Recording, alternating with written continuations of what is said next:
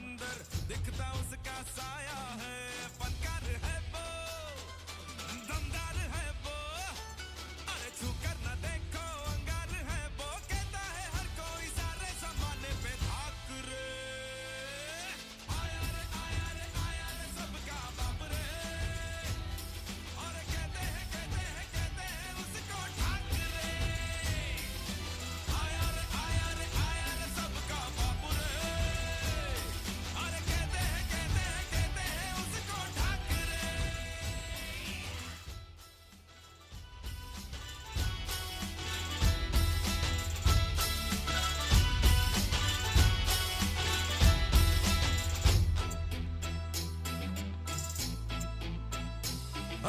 दर पर जो उसके आए सवाली, खाली कभी वो न जाता, जो भी वो कहता है करके दिखाता, वादा वो हरदम निभाता।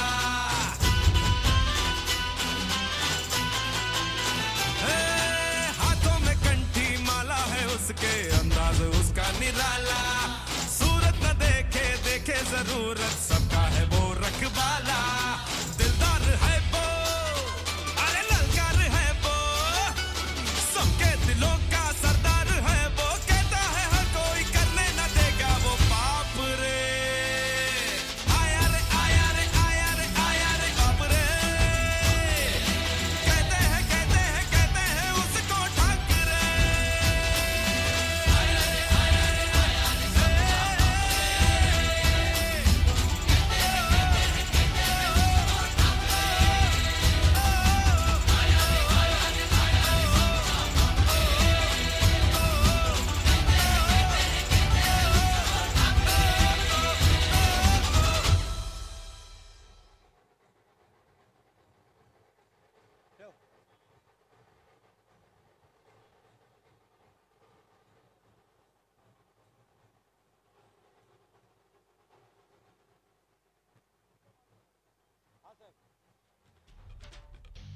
हिंद सम्राट शिवसेना प्रमुख माननीय श्री बाळासाहेब ठाकरे यांचा जय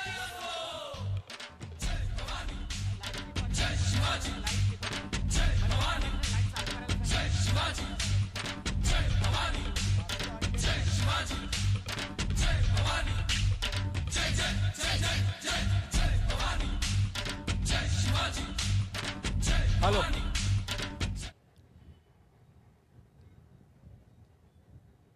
पुढच्या 5 मिनिटांमध्ये ज्यांची आपण वाट बघतोय ते युवासेना प्रमुख आदरणीय आदित्यजी ठाकरे साहेब आपल्यामध्ये उपस्थित राहतील।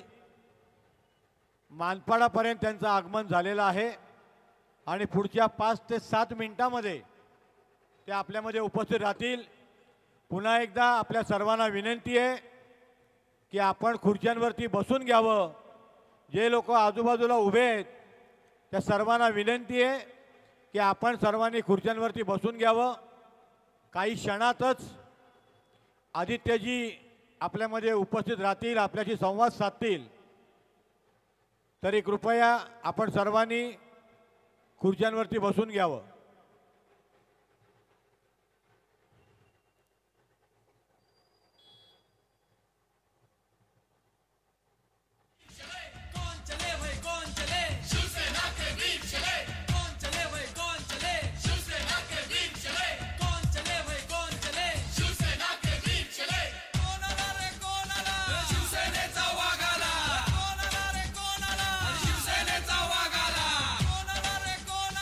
शिवसेनेचा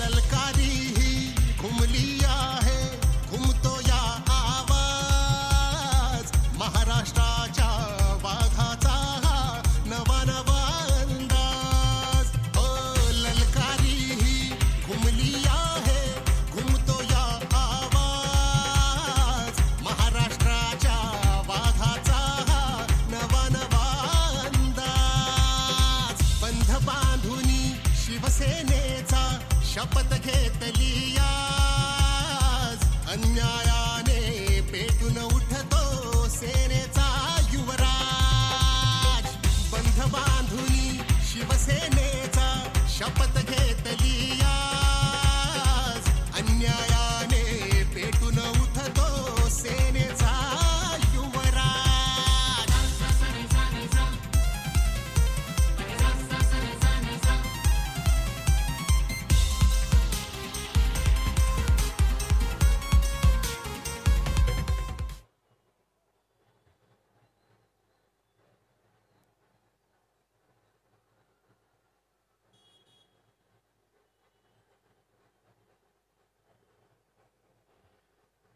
आपल्यामध्ये उपस्थित आदरणीय युवसेना प्रमुख आदित्यजी ठाकरे साहेबांचं आगमन झालेलं आहे.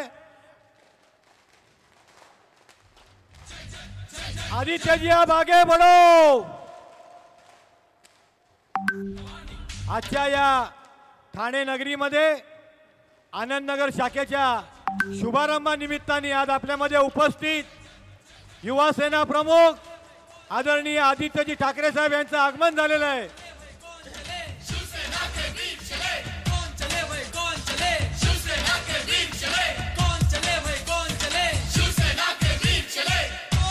युवा सेनेच्या वतीने पुष्पवृष्टी करून त्यांचं या ठिकाणी स्वागत होतंय.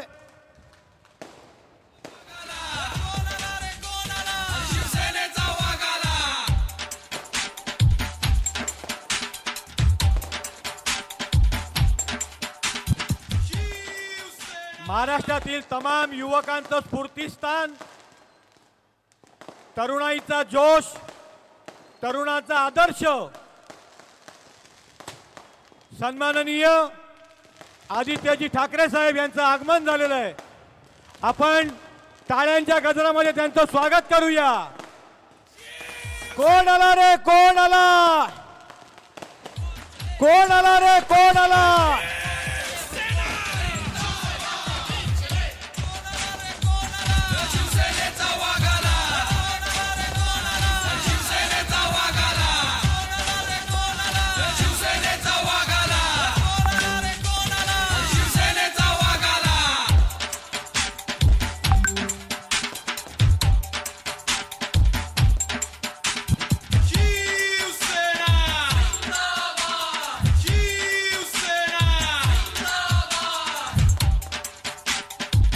टाळ्यांच्या गजरामध्ये आपण स्वागत करूया.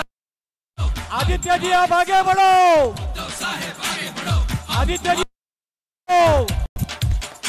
हिंदुत्व सम्राट बाळासाहेब ठाकरे यांचा, तमाम युवकांचं स्फूर्तिस्थान, युवा सेना प्रमुख आदरणीय आदित्यजी ठाकरे साहेबांचं आनंदनगर शाखेच्या वतीने मनपूर्वक हार्दिक हार्दिक हार्दिक स्वागत.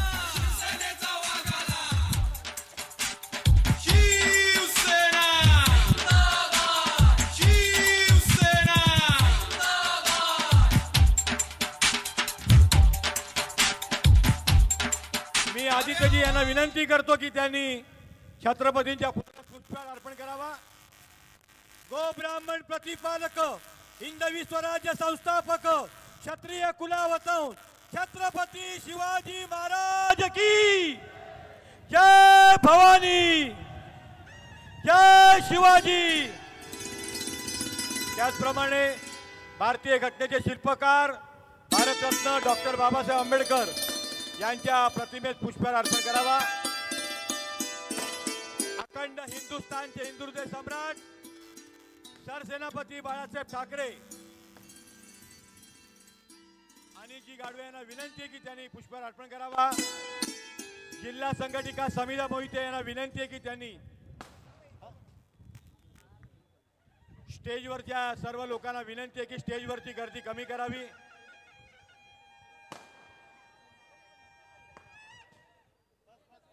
स्टेजवरच्या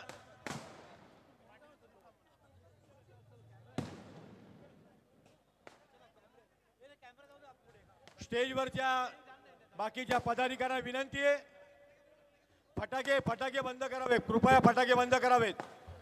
कृपया स्टेजवरती पण विनंती आहे की स्टेजवरती बाकीची गर्दी आपण कमी करावी. स्टेजच्या समोर उभे आहेत त्यांना गर्दी कमी करावी.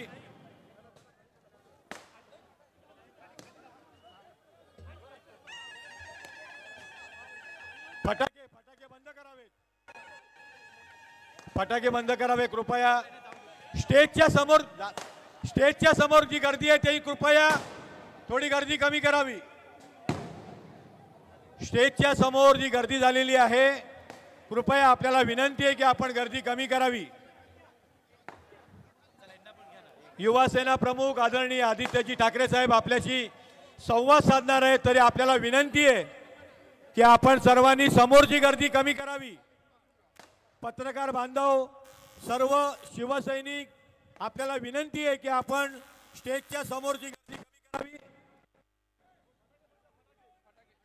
फटाके बंद करावे कृपया. विनंती आहे.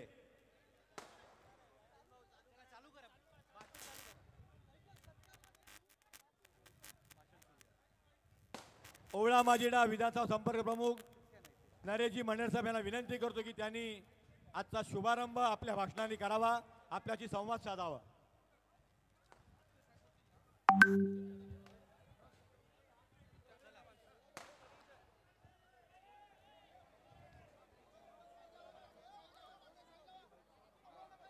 मी सर्वांना विनंती करतो, सगळ्यांनी स्टेजच्या डावीकडे या. सगळ्यांनी महाराष्ट्राचा आराध्य दैवत राजा शिवछत्रपती यांना वंदन करून, त्याचप्रमाणे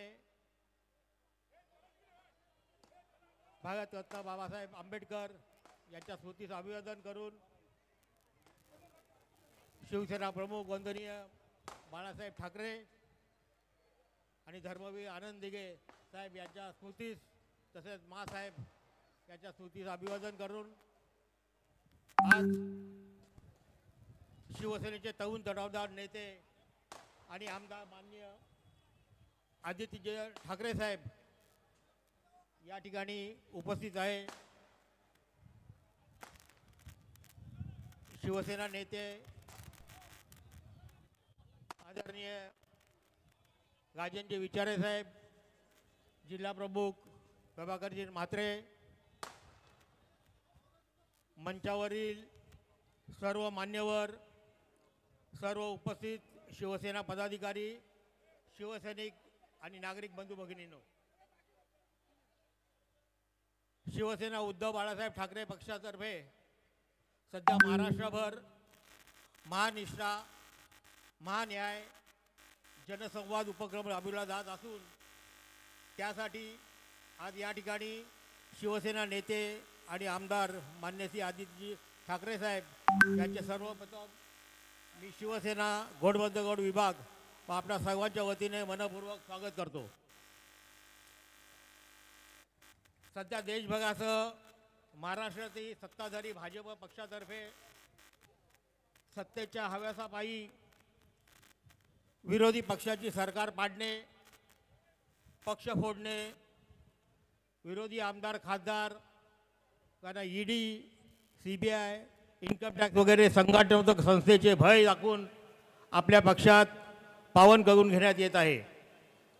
निष्ठेचा बाजार मांडला गेला आहे. न्याय मिळणेही कठीण होत आहे. अगदी देशाची पंतप्रधानपासून ते गल्लीतील नेत्या पदाधिकारी यांना विरोधी पक्षांच्या व्यक्तीवर शेकडे हजारो कोटीचे भ्रष्टाचाराचे आरोप करायचे व त्या व्यक्ती घाबरून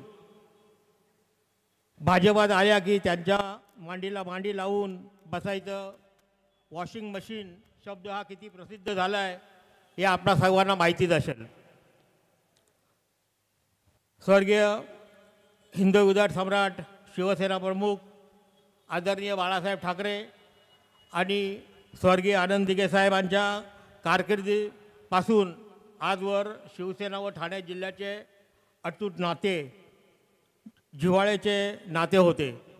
दिघे साहेबांची जाज्वल्य निष्ठा शिवसेनेवर व मान्य शिवसेना प्रमुखावर होती.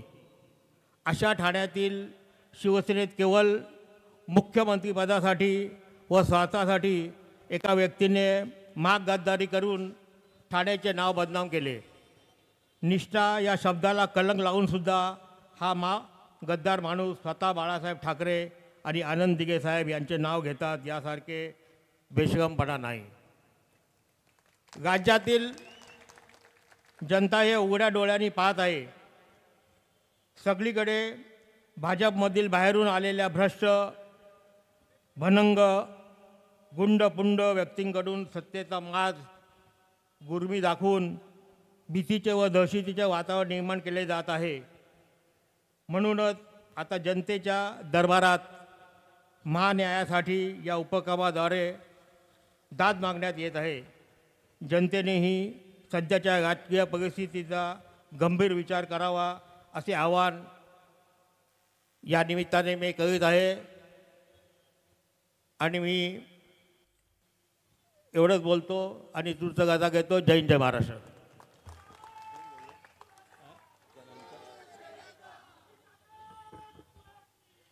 एकदा जोरदार आपण आवाज देऊया. आदित्य साहेब आगे बढ़ो. अरे उद्धव साहेब आगे बढ़ो. हिंदुत्व सम्राट सरसेनापती बाळासाहेब ठाकरे यांचा, धर्मवीर आनंद दिघे साहेबांचा आणि यानंतर आपले दिघे साहेबांचे वारसदार, एकनिष्ठ लोकनेता, शिवसेना नेते, खासदार आदरणीय विचारे साहेबांना विनंती करतो की त्यांनी आपली संवाद साधावा. महाराष्ट्राचा आराध्य दैवत छत्रपती शिवाजी महाराजांना वंदन करून भारतरत्न डॉक्टर बाबासाहेब आंबेडकर, त्याचबरोबर हिंदू हृदय सम्राट शिवसेना प्रमुख बाळासाहेब ठाकरे आणि आमचे गुरुवर्य धर्मवीर आनंद दिघे साहेब यांच्या स्मृतीस वंदन करून आज या ठिकाणी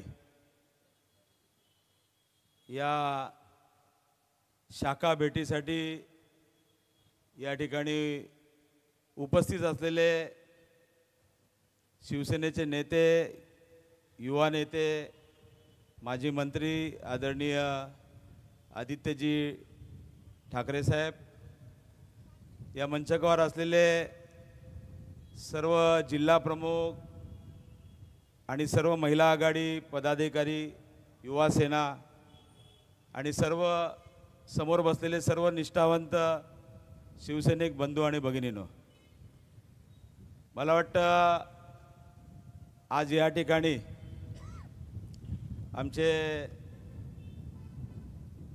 युवा नेते आदित्य साहेब यांचे विचार ऐकण्यासाठी आपण इथे जमलेलो आहोत. परंतु मी थोडक्यात बोलणार आहे की ठाणे आणि शिवसेना 1966 साली जेव्हा शिवसेना स्थापन झाली आणि त्यानंतर 1967 साली महाराष्ट्रामध्ये पहिली सत्ता ही ठाण्याने दिलेली आहे. त्यामुळे कोण सांगतं की बालेकिल्ले या ठिकाणी या ठाण्यामध्ये हिंदू हृदय सम्राट शिवसेना प्रमुख बाळासाहेब ठाकरे, त्याचबरोबर आदरणीय आमचे गुरुवर्य धर्मवीर आनंद दिघे साहेब आणि आमचे या ठाण्यावरती बारीक लक्ष असलेले या विकासाच्या कामामध्ये योगदान देणारे आमचे पक्षप्रमुख उद्धव ठाकरे साहेब असतील आणि त्याचबरोबरीने आमचे युवा नेते आदित्य ठाकरे साहेब यांच्या विचाराने प्रेरित होऊन मला वाटतं या ठाण्यावरती गेले कित्येक वर्षापासून भगवा त्या ठिकाणी लागला होता. पहिले नगराध्यक्ष मराठे साहेब झाले, त्यानंतर नगरपालिका झाली आणि त्या नगरपालिकेमध्ये महापौर सतीश प्रधान झाले आणि तिथपासून मला वाटतं ही सर्व मंडळी या ठाण्यामध्ये हिंदू हृदय सम्राट शिवसेना प्रमुख बाळासाहेब ठाकरे यांचे विचार प्रेरित होऊन मला वाटतं ठाणे म्हणजे शिवसेनेचा गड. या जिल्ह्यामध्ये आदित्य साहेब मला वाटतं कित्येक आमदार या ठिकाणी निवडून येत होते, परंतु ज्यांनी आता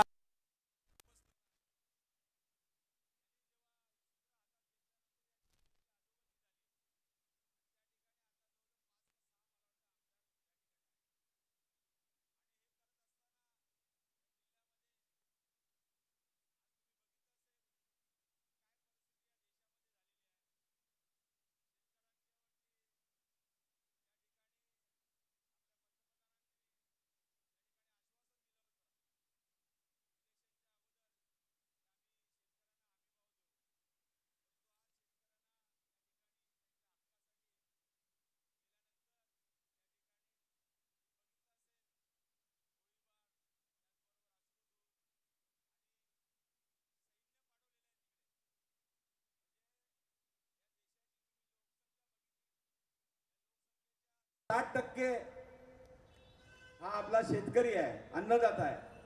आणि या 60% लोकांच्या जी काही महत्वाची मागणी होती त्यासाठी त्यांना रस्त्यावरती यावं लागतंय. दिलेले आश्वासनं पाळले गेलेले नाहीत आणि म्हणून आज सर्व हवातील झालेले आहेत. कित्येक उद्योग या ठिकाणी गुजरातला गेलेले आहेत. आमच्या आदित्य साहेबांनी जेव्हा मंत्री होते तेव्हा त्या ठिकाणी डावसला जाऊन त्या ठिकाणी वेगवेगळे उद्योग या महाराष्ट्रामध्ये आणले होते, परंतु या मिंदेनी ते उद्योग त्या ठिकाणी पळून नेले. आणि हे करत असताना आज कित्येक तरुण आज रोजगारासाठी त्या ठिकाणी धडपडत आहे. आज महागाई वाढलेली आहे, तिथं महिला बसलेल्या आहेत, गॅसचे दर वाढलेले आहेत, पेट्रोलचे दर वाढलेले आहेत, महागाई वाढलेली आहे.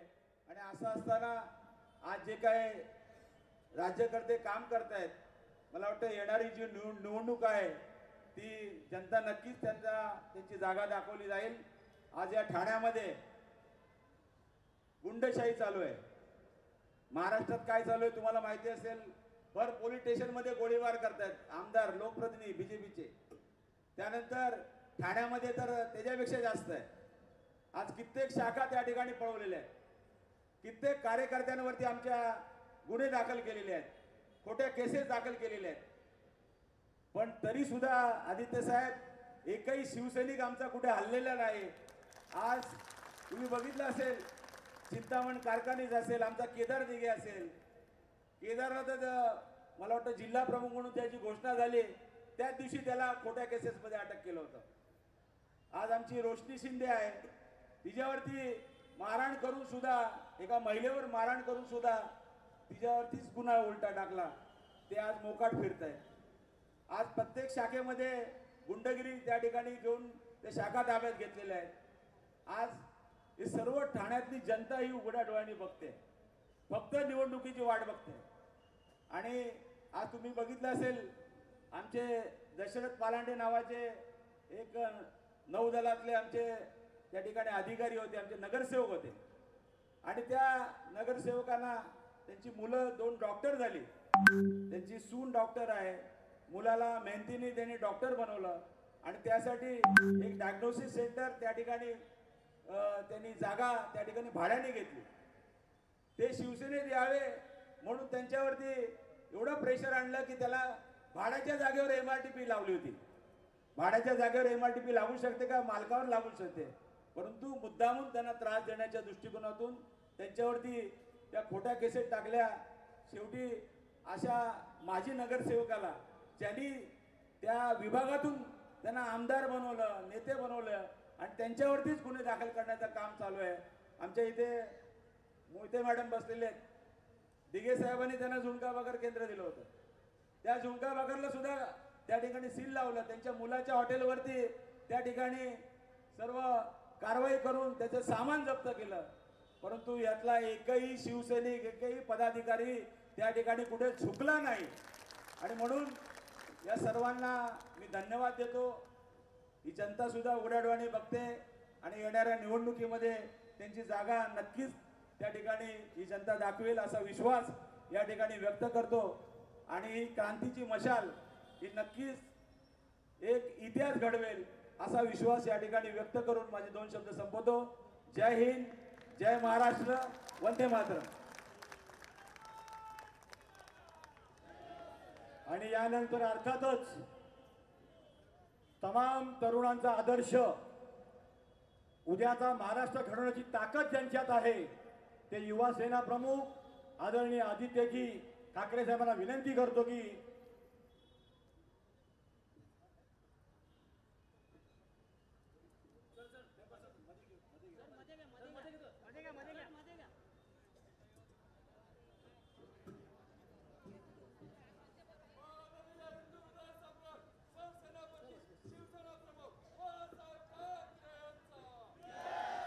जय महाराष्ट्र.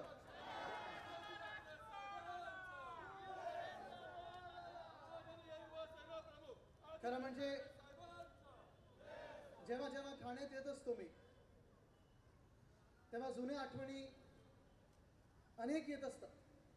मन भरून येतं ठाण्यात आठवणींचं. आणि आत्ता पण येत असताना मी जेव्हा राजन विचारींना भेटलो, गाडीत बसल्यानंतर मी एकच आठवण एक जुनी सांगत होतो. मला वाटतं 93 की 94च्या आसपास काहीतरी आपण त्यावेळी मला वाटतं जिंकलेलो, अनंतरेजी वगैरे महापौर झालेले. आणि तेव्हा मला आठवतं, मी तेवढं काही मला आठवण्यासारखं नाही, खूप लहान होतो, पण घरात जे वातावरण होतं, आजी खुश झाली होती, आजोबा माझे देखील अर्थात वंदनीय हिंदू सम्राट बाळासाहेब ठाकरे हे देखील आनंद त्यांचा आवरू शकत नव्हते आणि फटाके फोडलेले होते. हे सगळी जुन्या आठवणी आहेत.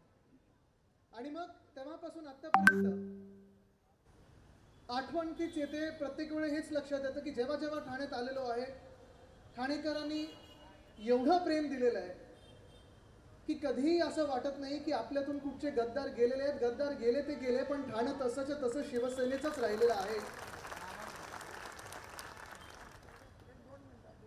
एक मला माहिती आहे की मला अनेकदा आपण बोलवलेलं आहे, आपण अनेक कार्यक्रम घेतलेले आहेत, पण ह्याचा देखील अभिमान आहे की आपल्या पेरेंट पार्टीपेक्षा महिला आघाडीचे जास्तीत जास्त कार्यक्रम गेल्या 1.5-2 वर्षात ठाण्यात झालेले आहेत. आणि त्याच ताकदीने इथे महिला आम्हाला वाटतं 50%हून जास्ती दिसत आहेत. ही खरी शिवसेनेची ताकद आहे. कारण जिथे महिला आहेत तिथे विश्वास असतो, एक बांधिलकी असते, एक कुटुंब असतं. आणि खऱ्या अर्थाने उद्धव साहेबांना जे कुटुंब प्रमुख म्हणून ओळखलं जातं, ती ओळख मला इथे दिसत आहे. कारण इथे महिलांचा विश्वास एकमेव व्यक्तीवर आहे, उद्धव बाळासाहेब ठाकरे, की तिथे जिथे असतील तिथे सुरक्षा आहे, तिथे विश्वास आहे, तिथे प्रगतिशील महाराष्ट्र आहे. अनेक गोष्टी बोलण्यासारख्या आहेत, अनेक गोष्टी आपण जास्ती अनुभवल्या असतील, पण हल्ली एक नवीन फॅशन झाली आपल्या राज्यामध्ये, खोटं बोला पण रडून बोला. पाहिलं की नाही तुम्ही? आधी भाजप बोलायची खोटं बोला पण रेटून बोला, मिंदे बोलतात खोटं बोला पण रडून बोला. काय काय नाही, काल मला वाटतं एवढ्यासाठीच तरी अधिवेशन घेतलं होतं की मुलांनी सांगितलं की माझे वडील किती अपयशी आहे ते त्यांना तोंडाने लोकांसमोर सांगायला, हे एवढंच अधिवेशन होतं. जास्ती काही मी पण पाहिलं नाही, कारण त्यांना रडत बघायची सवय मला खूप आहे. रडारड ही काही नवीन नाहीये, जुनी आहे. अनेक वर्ष मी पाहत आलेलो आहे. काही झालं की डोळ्यातून अश्रू काढायचे, रडायचं आणि जे काही पाहिजे ते मिळवायचं. पण आता लोक हे ओळखून आहेत, तुम्ही आम्ही सगळे ओळखून आहेत. किती उदाहरणं देऊ तुम्हाला. जसं काल ते रडले की काय मी नवरा म्हणून अपयशी ठरलो, मी वडील म्हणून अपयशी ठरलो. 2-3 दिवसांनी बोलतील आता मी घटनाबाह्य मुख्यमंत्री म्हणून अपयशी ठरलो, शिवसैनिक म्हणून अपयशी ठरलातच. पण आजच तुम्हाला सांगतो, पुढच्या काही दिवसांमध्ये जे मी सांगतो ते तुम्ही सगळे देखील बोलाल की तुम्ही एक माणूस म्हणून पण, व्यक्ती म्हणून पण अपयशी ठरलात. ज्या व्यक्तीने तुम्हाला सगळं काही दिलं, ज्या नेत्याने तुम्हाला सगळं काही दिलं, ज्या परिवाराने तुम्हाला सगळं काही दिलं, ज्या पक्षाने तुम्हाला सगळं काही दिलं, त्याच व्यक्तीचे बाप चोरायला निघालात तुम्ही, त्याच व्यक्तीचा पक्ष चोरायला निघालात तुम्ही, त्याच व्यक्तीचं इमान चोरायला निघालात तुम्ही. सगळं काही चोरण्याचा प्रयत्न केला. पण आज पण तुम्हाला सांगतो मी, ह्या महाराष्ट्रातून 2 गोष्टी पुसू जाऊ शकत नाहीत. एक म्हणजे उद्धव साहेबांनी केलेलं मुख्यमंत्री म्हणून असलेलं काम, आणि दुसरं म्हणजे तुमच्या माथेवर गद्दार, बापचोर, पक्षचोर लिहिलेला तो शिक्का आहे, तो कोणी पुसू शकत नाही. गेल्या 5-6 वर्षामध्येच मी त्यांना एवढं रडताना पाहिलेलं आहे. हे जे घटनाबाह्य मुख्यमंत्री आहेत, किती उदाहरणं द्यायची. मला वाटतं उल्हासनगरमध्ये एक तरुण नगरसेवक व्हायचं होतं, त्याला धीरज म्हणून मुलगा होता, त्या धीरज ठाकूर, तुम्हाला आठवत असेल, आपल्या युवासेनेत होतं. खासदारकीसाठी कल्याणमध्ये त्यांनी खूप मेहनत घेतली, जीव की प्राण पूर्णपणे दिवस रात्र मेहनत करून मला वाटतं तिथे आता जायला लागलं त्यांना. पण त्यांनी तिथे मेहनत घेतली, सगळं काही केलं. आणि मी त्यांना सांगितलं होतं, हे स्वतः पालकमंत्री, MSIDC खातं यांच्याकडे सगळं काही बघत होते. मी बोललो हो, एक कुआपटा पण त्याला दिली पाहिजे त्या धीरजला. चांगलं काम करत होतं, ॲटलिस्ट माझ्या डोळ्यासमोर तरी चांगलं काम केलं होतं. त्याला कॉप दिला, चांगलं एक काम करणारा मुलगा आहे, तरुण मुलगा आहे, पुढे येईल. जे रडारड सुरू केलेली आहे मातोश्रीमध्ये की नाही साहेब तुमचा विश्वास नाही, मी राजीनामा देतो, मी असं करतो. अरे मी बोललो जाऊ देव, तुम्ही ठेवा ते कॉप तुमचं, तुम्हाला लख लागो. तसंच अजून एक मला वाटतं, इकडचे आता जे मला हल्ली शिवाय देत असतात, आपल्यात काही वर्षापूर्वी आले होते, त्यांना तिकीट द्यायचं होतं, शहरातलं तिकीट त्यांना द्यायचं होतं. उद्धव साहेबांनी ठरवलं चला त्यांना तिकीट देऊया. मी पाहिलं एकदा उद्धव साहेबांसमोर हे पण रडतात, ते पण रडतात, एकामेकांशी परत रडारड. अहो एवढंच काय, कल्याणमध्ये तर ते नाटक सगळं केलं होतं ना, मांडी लावून मी बसू शकत नाही, आणि म्हणून अरे बापरे, मी बोललो काय प्रकार आहे, काय प्रकार आहे. आणि 20 मे 2022च्या दिवशी पण वर्षा बंगल्यामध्ये पण येऊन उद्धव साहेबांसमोर असेच रडले होते की मला तुम्ही ह्याच्यातून वाचवा, मला भाजपा आत टाकेल, मला जेलमध्ये टाकेल, आता जेलमध्ये जाण्याचं वय नाही, अमुक नाही तमुक नाही. बरोबर 1 महिन्यात ते गेले भाजपामध्ये, पक्ष चोरण्याचा आपला पूर्ण प्रयत्न केला आणि घटनाबाह्य मुख्यमंत्री म्हणून आज अवकाळी सरकार आपल्या डोक्यावर बसवलेलं आहे. पण आज सवाल हा येतो, सगळं काही तुमच्याकडे असताना तुम्ही रडत आहात. सगळं काही वरपासून खालपर्यंत सगळे यंत्रणा तुम्ही तुमच्या हातात घेतलेली आहे. पोलिसांना तुम्ही वापरताय आमच्या सामान्य नागरिकांना, आमच्या सामान्य शिवसैनिकांना छळण्यासाठी. ईडी, IT, CBIचा पुरेपूर वापर करत आहेत, दादागिरी करत आहेत. काल तर एक तो कोल्हापूरमधला गद्दार गुंड ज्याने एका मुलीच्या घरात घुसून तिच्या आई वडिलांना मारण्याचा प्रयत्न केला, तिला मारण्याचा प्रयत्न केला, त्या गद्दार गुंडाचे 50 फुटाचे होर्डिंग वंदनीय हिंदू सम्राट बाळासाहेब ठाकरेंपेक्षा मोठे होर्डिंग कटआउट त्यांनी तिथे लावले होते. क्षीरसागर त्याचं नाव. हे असं यांचं राज्य चाललेलं आहे. मी जेव्हा कल्याणमध्ये चाललो होतो, ज्या दिवशी आपल्या ते अभिषेक घोसाळकरला गोळी मारून ठार मारलं गेलं, त्या दिवशी राजन विचारे साहेब आणि मी गाडीत होतो आणि आम्ही तेच होर्डिंग्स बघत होतो जिथे जिथे त्यांना वाढदिवसाच्या सगळ्या शुभेच्छा दिल्या होत्या. एक पण असा व्यक्ती नव्हता त्या होर्डिंगवर जो सामान्य चांगला नागरिक असेल किंवा त्याचं काम चांगलं असेल. प्रत्येक जण एक तर कॉन्ट्रॅक्टर किंवा गुंड, कॉन्ट्रॅक्टर नव्हतं गुंड, ही गुंडांची फौज त्यांनी त्यांच्या मंत्रालयात रील बनवण्यासाठी सोडलेली आहे आणि हेनाच आता पोलिसांना सलाम करायला लावत आहे. दुर्दैव या महाराष्ट्राचं हेच आहे की एका नीच निर्लज्ज अशा व्यक्तींनी जेव्हा आपला पक्ष चोरण्याचा प्रयत्न केला, कुठेही पुढे मागे बघितलं नाही, कुठेही पुढे मागे लाज वाटली नाही की सगळं जे काही तुम्हाला मिळालेलं आहे, तुमच्या पहिल्या विधानसभेच्या तिकिटापासून मंत्रिपदापर्यंत, मग ते MSRDCचं खातं असो, युडीचं खातं असो, युडीचं खातं तुम्ही आज माहिती काढून घ्या. कोणी गुगल करायचं तर गुगल करा आता मी बोलत असताना. पण कधीही कुठच्या मुख्यमंत्र्यांनी नगर विकासाचं खातं दुसऱ्या मंत्र्याला दिलेलं नाहीये. जेवढा मोकळा हात आपण त्यांना दिला होता कधीही कोणी दिलं नाही. विचारा तुम्ही, सगळ्या फाईल अडवल्या जातात, सही करायच्या आधी 100 वेळा विचारलं जातं. उद्धव साहेबांनी कधी लक्ष पण दिलं नाही की आपण ज्या व्यक्तीवर विश्वास ठेवलाय जरा ती व्यक्ती काम करत आहे. कधी उद्धव साहेबांनी ह्याच्यावर विश्वास ठेवला नाही. जेव्हा अनेक लोक त्यांना सांगायचे की हे मिंदे काहीतरी करत आहेत, तुमच्या पाठीच्या मागे काहीतरी करत आहेत, लक्ष ठेवा, उद्धव साहेब उलट त्यांच्यावर चिडायचे की ज्या माणसावर मी विश्वास ठेवलेला आहे त्याच्यावर मी पूर्णपणे विश्वास ठेवीन. पण दुर्दैव ह्या माणसाचं एवढंच आहे, या आपल्या राज्याचं एवढंच आहे की आपल्यामध्ये अशी पण काही लोक होती की हा विश्वासघात हा त्यांनी ठरवून केला आणि एवढा घाणेरडा विश्वासघात केला, एवढा घाणेरड्या प्रकारात जाऊन केला की आपण कधीतरी विश्वासही नाही ठेवू शकत की अशी व्यक्ती ही अशी आपल्या आसपास असू शकते. आज महाराष्ट्रामध्ये आपण पाहतात की उद्योगामध्ये गेल्या 2 वर्षामध्ये, गेल्या 2.5 वर्षामध्ये एक पण नवा उद्योग हे आणू शकले नाही आहेत. आणलाय नवीन? कधी ऐकलं तुम्ही उद्योग आलेला? ऐकलं एक तरी नवा उद्योग आलेला? कोणी नाही ऐकलं. एक ना नवी रोजगाराची संधी मिळते, एक नवीन नोकरी उपलब्ध होत नाहीये, नोकर भरतीमध्ये घोळ झालेला आहे. पण वेदांत फॉक्सकॉन असेल, एअरबस टाटा असेल, बल्क ड्रग पार्क असेल, मेडिकल डिव्हाइस पार्क असेल, आपलं डायमंड बोर्ड्स असेल, अनेक गोष्टी अशा आहेत ज्या पळून लावल्या. जसे लपून छपून स्वतः गुजरातला, सुरतला पळाले, तसेच सगळ्या गोष्टी त्यांना थँक्यू बोलायला इथून एक एक गोष्ट ही सगळी गुजरातला पाठवत आहेत. मला माहित नाही हे ठाण्यात किती दिवस असतात, पण माझी तर अशी शंका आहे की थोड्या दिवसानंतर ह्यांचं मंत्रालय देखील हे आता गुजरातला हलवतात की काय. आज मला आठवतं अनेकदा मी इथे जेव्हा यायचो भूमिपूजनांसाठी असेल, उद्घाटनांसाठी असेल, तेव्हा आपण सगळे सोबत असायचे आणि आज पण तुम्ही खंबीरपणे सोबत आहात. हेच ठाणं पुन्हा एकदा शिवसेनेला जिंकवण्याशिवाय राहणार नाही ही मला खात्री पटलेली आहे. कारण जो ठाण्याचा विकास व्हायला पाहिजे होता, जो महाराष्ट्राचा विकास व्हायला पाहिजे होता, जो पूर्ण आपल्या MMR रिजनचा विकास व्हायला पाहिजे होता, तो विकास तर होत नाही. जी आपण जुनी केलेली कामं आहेत त्याच्यावरच स्वतःचे मोठे फोटो, मोठे होर्डिंग करतात, कटआउट लावतात, ॲडव्हर्टाईजवर खर्च केला जातो. पण आज विकासाच्या नावाखाली तो विकास जो होतोय तो स्वतःचा होतं, त्यांच्या बिल्डर मित्राचा होतं, त्यांच्या कॉन्ट्रॅक्टर्सचा होतं, त्यांच्या गुंडांचा होतं. पण सामान्य नागरिकास त्रस्त आहे.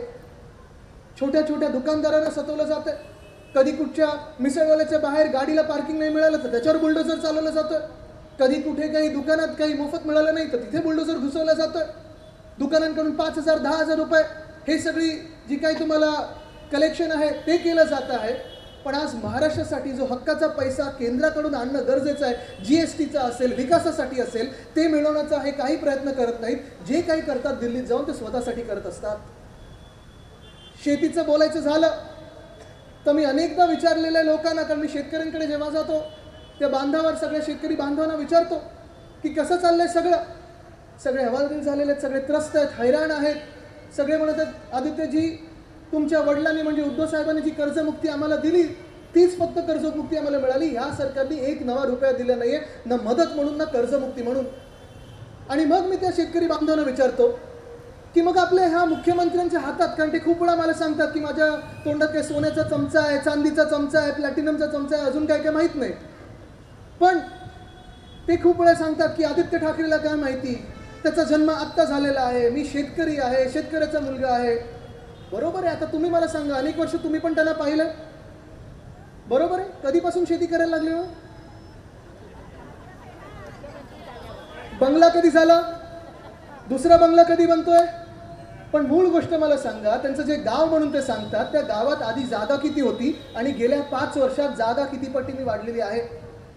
आता मी शेतकऱ्यांना पुढचा प्रश्न विचारतो नेहमी की नक्की कुठचं पीक असे हे घटनाबाह्य मुख्यमंत्री लावतात त्यांच्या शेतामध्ये, जेणेकरून त्या गावात यायला जायला रस्ता नाही आहे. रस्ता नाही अजून. शेतकऱ्यांचे आजूबाजूचे जे गावकरी आहेत त्यांना रस्ता नाही आहे, पण बरोबर इथून 2 हेलिकॉप्टर जातात. 2 हेलिकॉप्टर जाऊ शकतात मुख्यमंत्र्यांच्या शेतामध्ये. हे गरीब शेतकरी आहेत आपल्या राज्यातले. म्हणजे तुम्ही विचार करा, जे श्रीमंत शेतकरी असतात तिथे काय काय उतरत असेल, पण 2 हेलिकॉप्टर बरोबर शेतात उतरतात. आणि हे शेती पण अशा दिवशी करतात, बरोबर अमावस्याला करतात किंवा पौर्णिमेला करतात. काय शेत असेल, कसलं शेत असेल यांचं? मडवी साहेब काय लावत असतील, काय वाटतं तुम्हाला? म्हणजे मी अनेकदा हा विचार केलेला. आत्ता आपले केंद्र सरकारने देखील सांगितलं की सौर ऊर्जा जर तुम्ही तुमच्या घरांवर लावली तर 300 युनिटपर्यंत तुम्हाला वीज मोफत मिळेल. खूप लोक सोलार काहीतरी करत असतात, सोलार पॅनल लावतात, दिवसा शेती करतात, सोलार शेती करत असतील. ही लुनार शेती नक्की कुठची असते? रात्रीच्या चंद्राच्या प्रकाशात किंवा चंद्र जेव्हा नसतो ते काय नक्की पिकवतात हे, की अशी भरभराटी होते? नाही जाऊ देतं, ते मला माहिती नाही. पण त्याचं सरबत करून आपण त्यांना प्यायला लावायचं. बरोबर. एकच गोष्ट सांगतो तुम्हाला, आज तुम्ही ठाणेकर म्हणून विचार केला पाहिजे. मी जास्ती वेळ घेणार नाही, कारण आपल्याला अजून पुढचे 3 कार्यक्रम आहेत, शाखा भेटी आहेत. तुम्ही डोळ्या देखत बघत आहात की महाराष्ट्र कसं आपल्या मागे चाललेला आहे. आज जे काही मागत असतात, हे काही अमावस्या पौर्णिमेला जे काही पीक लावतात किंवा दिल्लीला जाऊन लोटांगण घालतात, हे कधीही महाराष्ट्रासाठी करत नाही, ते स्वतःच्या स्वार्थासाठी करत आहेत. ज्या व्यक्तीने स्वतःच्या स्वार्थापोटी, स्वतःला ईडीमधून वाचवण्यासाठी, स्वतःला IT मधून वाचवण्यासाठी, ज्या माणसाने त्यांना सगळं काही दिलं त्या माणसाच्या पाठीत खंजीर खुपसू शकतात. सगळ्यात कठीण काळात, म्हणजे तुम्ही आठवा तो काळ जसा होता, आमच्यासाठी तो एवढा कठीण काळ होता. उद्धव साहेबांवर 2 शस्त्रक्रिया झाल्या होत्या, जास्ती ते हलू शकत नव्हते. आणि त्या गोष्टीचा फायदा घेऊन, त्या गोष्टीचं कारण दाखवून यांनी 40 गद्दारांना फोडलं आणि सुरतेला लोटांगण घातलं, गुजरातच्या समोर लोटांगण घातलं, दिल्लीसमोर लोटांगण घातलं. काय वाटत असेल उद्धव साहेबांना की ज्या व्यक्तीने सगळं काही उद्धव साहेबांकडून घेतलं, त्यांनी आता पक्ष पण घेण्याचा प्रयत्न केला, चोरण्याचा प्रयत्न केला, की जो पक्ष वंदनीय हिंदू सम्राट बाळासाहेब ठाकरेंनी बनवलेला पक्ष आहे. गेल्या 50 वर्षात आपण पाहिलं असेल, उद्धव साहेबांनी देखील माझ्या आजोबांसोबत सगळीकडे फिरून काम केलेलं, आपले पक्ष घडवलेला आहे, शाखा बनवलेल्या आहेत. त्याच व्यक्तीकडून तुम्ही घेता आणि त्यांनाच तुम्ही शिकवायला जाता. वाटत काय असेल त्यांना, आज तुम्ही हा विचार केला पाहिजे. आणि त्या व्यक्तीचं जर हे व्यक्ती होऊ शकत नाही, हे गद्दार होऊ शकत नाही, हे अलिबाबा होऊ शकत नाही, तर तुमचे आमचे काय होणार? आज ठाणे देखील हे विकून टाकतील गुजरातला, दिल्लीसमोर लोटांगण घालतील. पण आपल्याला आता विचार करायचा आहे की येणारी निवडणूक ही किती महत्त्वाची ठरणार आहे. ही निवडणूक काही नुसतं स्थानिक आमदारासाठी नाही आहे, ही निवडणूक नुसतं 40 गद्दारांसाठी नाही आहे. ही निवडणूक, ही गद्दारी जी काही झाली ती संपवण्यासाठी नाही, पण ही निवडणूक एका बाजूला देश संपवणारे लोक आहेत आणि दुसऱ्या बाजूला आपण शिवसेना उद्धव बाळासाहेब ठाकरे आपल्या देशासाठी रक्षण करणारे लोक आहोत, आपल्या संविधानाचं रक्षण करणारे लोक आहोत. ही निवडणूक फार महत्त्वाची ठरणार आहे. 2022 मध्ये भाजपाने शिवसेना तोडली, 2023 मध्ये राष्ट्रवादी काँग्रेस फोडली, 2024 मध्ये काँग्रेस फोडण्याचा प्रयत्न करत आहेत. 3 पक्ष फोडतायत, 1 परिवार फोडलं. पण एवढ्या सगळ्यामधून महाराष्ट्राला गाजराशिवाय काही दुसरं मिळालंय का? आपण हा विचार करा. ना शेतकरी खुश, ना उद्योगपती आपल्या मुख्यमंत्र्यांवर विश्वास ठेवून महाराष्ट्रात येतात. त्यांनी मध्ये तरी काहीतरी, मी 2-4 वेळा प्रेस कॉन्फरन्स घेतली, वेदांता फॉक्सकॉन गेल्यानंतर, एअरबस टाटा गेल्यानंतर, मग त्यांनी एक मोठं आर्थिक काही सल्लागारांचं काउन्सिल बनवलेलं आहे, इकॉनॉमिक काउन्सिल. गंमत अशी झाली की जानेवारीच्या महिन्यामध्ये गुजरातमध्ये काय ते व्हायब्रंट गुजरात ते घेतलं. 26 लाख कोटीची गुंतवणूक त्यांनी गुजरातमध्ये घेतली. आनंद आहे, मी अभिनंदन करतो. पण त्यात गंमत अशी आहे की आपल्या इकॉनॉमिक काउन्सिलचे जे अध्यक्ष आहेत इथे त्यांनी 1 रुपयाची गुंतवणूक नाही केली. गुजरातमध्ये 70,000 कोटी देऊन आलेले आहेत. मग कोण तुमच्यावर विश्वास ठेवत आहे?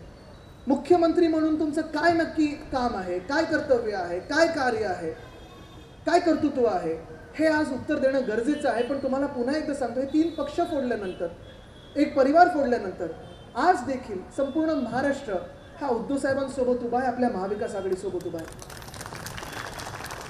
अनेकदा मी पाहिलेले रस्त्यात लोक थांबवतात, स्वागत करत असतात आणि सांगतात मला की आदित्य घाबरू नको, उद्धव ठाकरेंना सांग आम्ही तुमच्या सोबत आहोत. जे काही सर्वे येत आहेत त्या सर्वेमध्ये देखील आपणच 1 नंबरवर आहोत. आणि ह्याचं तुम्हाला एकच उदाहरण सांगतो, जर आज एका तरी सर्वेमध्ये आपण मागे असतो तर आज यांनी थोडी हिंमत दाखवली असती, लाज दाखवली असती आणि ठाणे महानगरपालिकेची तरी निवडणूक घेतली असती. 2 वर्ष झाले मुंबई महानगरपालिका, ठाणे महानगरपालिका, नवी मुंबई असेल, कल्याण डोंबिवली असेल, नागपूर आहे, नाशिक आहे, पुणे आहे, कोल्हापूर आहे, सोलापूर आहे, एक सुद्धा महानगरपालिकेमध्ये निवडणूक घेण्याचं ह्यांनी हिंमत दाखवली नाही.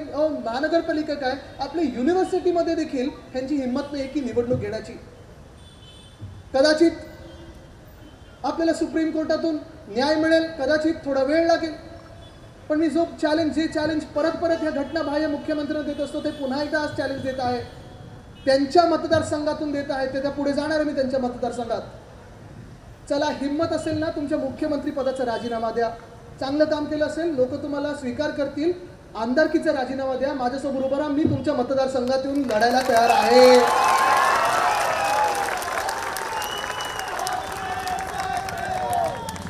मी जो लढत आहे तो स्वतःसाठी लढत नाही, मला पद नकोय, मला काही नकोय. मी लढतोय तो माझ्या महाराष्ट्रासाठी लढतोय, माझ्या महाराष्ट्रातल्या तरुणांसाठी लढत आहे.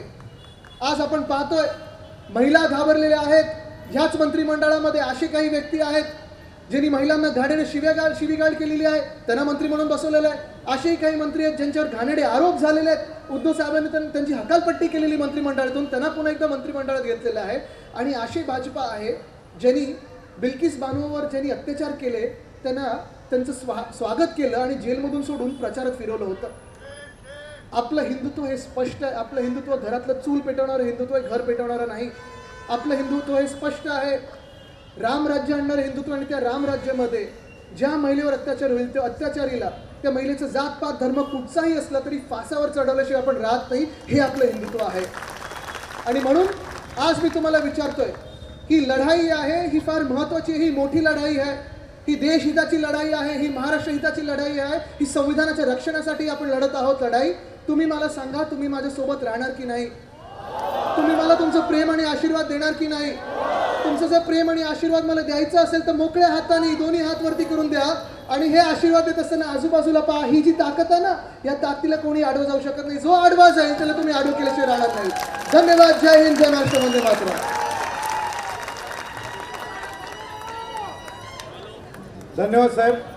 या ठिकाणी या विभागातर्फे माननीय शिवसेना नेते, युवासेना प्रमुख आदित्य ठाकरे यांचं स्वागत करण्यात येतं. त्याचप्रमाणे यानंतर पुढील शाखा संवाद दौरा मनोरमा नगर या ठिकाणी होणार आहे. सर्वांना विनंती आहे की आपण मनोरमा नगर इथे जायचं आहे. त्यानंतर चंदनवाडी आणि सर्वात शेवटी जिजामाता नगर हा शाखा संवादचा झंझावात दौरा होणार आहे. या ठिकाणी ओळा माजिवडा संपर्क